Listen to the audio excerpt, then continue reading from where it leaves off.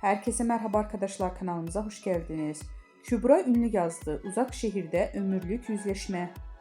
Kanal D'nin reytingler rekoru kıran dizisi Uzak Şehir yeni bölümüyle ekranlara geldi. Ozan Akbaba ve Sinem Ünsal'ın başrollerini paylaştığı ve usta oyuncunun yer aldığı aynı yapımı imzasıyla taşıyan Uzak Şehir'den ömürlük yüzleşmelerin sahnelendiği dakikalar yaşandı.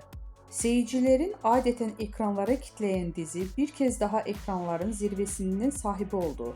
İzleyenler derinden yaralayan sahnelerin olduğu bölümde heyecan rüzgarı esti. Uzak Şehir sosyal medyada da yeni bölümü ses getirdi.